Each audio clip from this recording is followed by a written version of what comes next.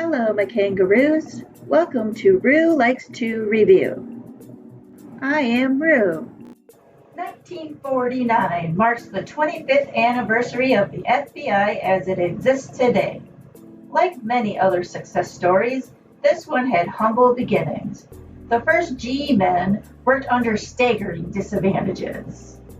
Do you realize that not many years ago, a fleeing kidnapper or bank robber could take one step across state line and thumb his nose at us?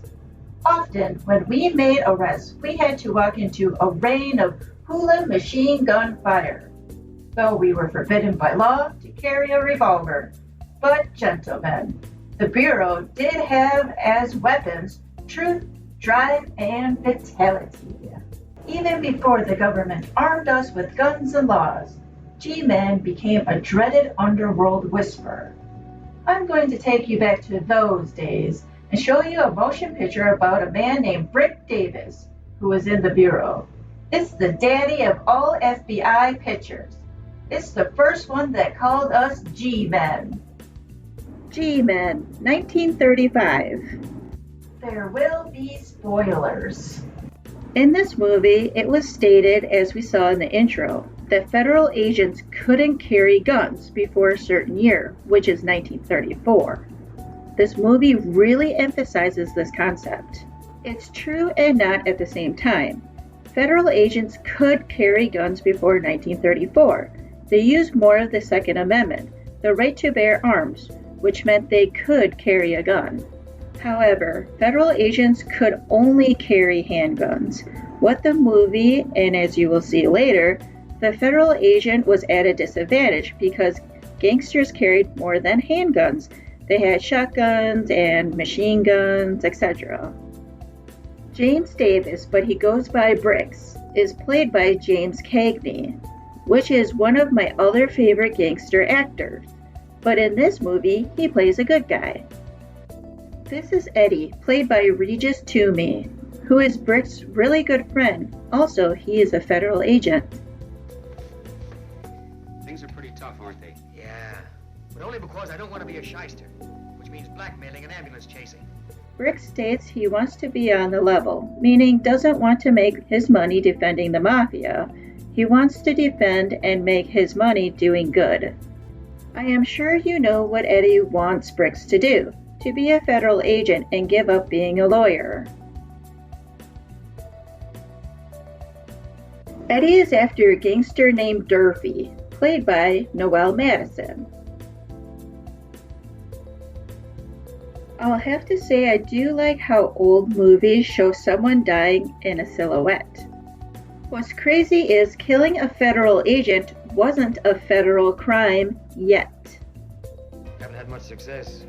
Nobody gets ahead fast when they play the game on the level. And that's the way you want me to play it. That's the only way to play it. I've been in rackets all my life, Brick. They don't pay off.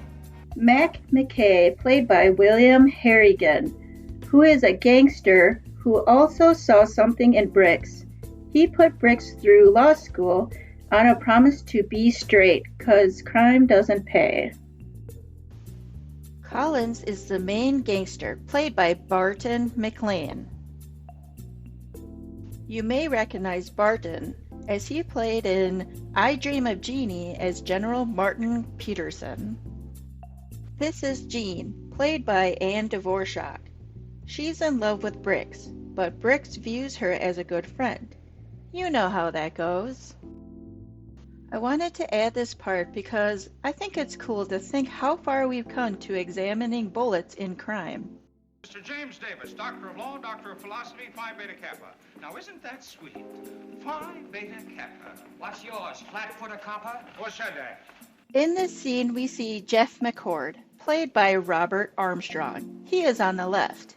And Hugh, played by Lloyd Nolan, on the right.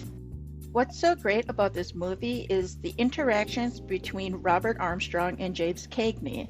They played off each other so well. Here is a goof. While training, Bricks hits Jeff in the face, but as we see, more in the jaw. In this scene, we see Jeff having a black eye. The noise might frighten you at first, but we want you to get used to it. in case they change the law so the government agents can carry guns. Would you mind reloading that? I get a bit frightened. I wanted to add this as an example of the funny moments between the main characters to show how well they act together. This is Kay McCord, Jeff's sister, played by Margaret Lindsay. I wonder who she's supposed to be to Bricks. Did you guess love interest? Remember what I said about bullet examination? Same goes to analyzing fingerprints. I find it interesting how they analyze them back before computers. See if you have a set of prints on Danny Leggett, a New York gangster. Danny Leggett, played by Edward Pauley. A crime wave erupts in the Midwest. The FBI sends agents, and one of them is Hugh, to take in Leggett. But Leggett's gang gets him out. Hugh couldn't defend himself because he could not have a handgun. That's the point of this scene. Also, this is the difference between Hollywood and reality. I wanted to show you this awesome scene, but it got copyrighted, so I would tell you about it instead. A federal agent tells the government he needs laws for his men. They need to be armed and not with just handguns, but anything the gangsters use, federal agents have the same. Also the use of tear gas. He wants laws to make kidnapping, bank robbing a federal offense.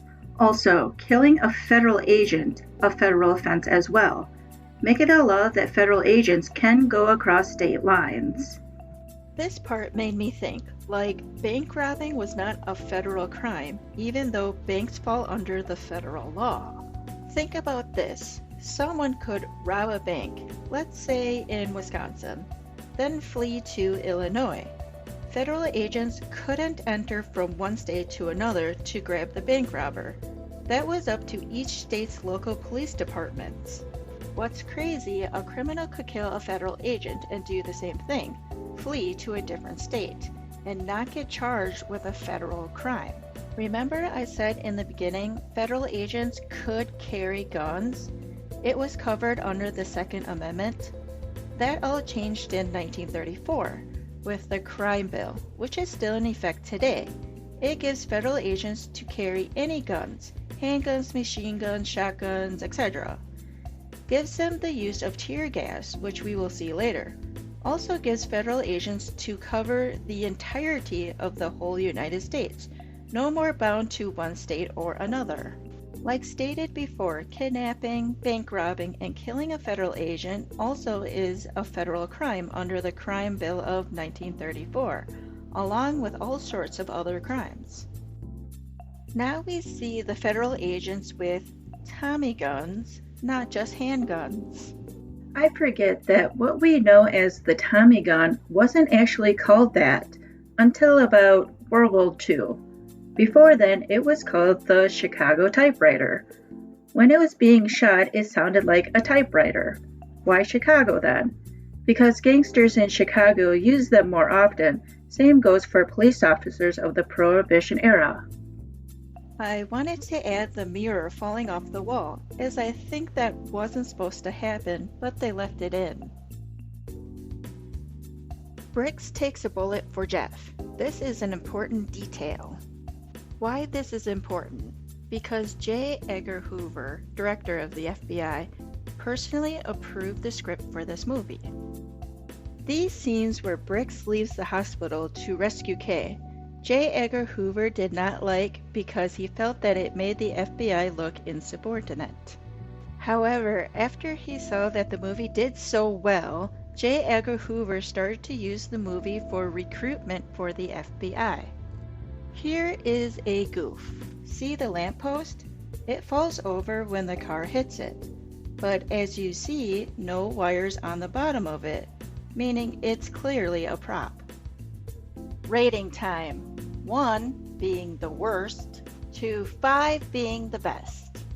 I give G-Men 1935 a 5.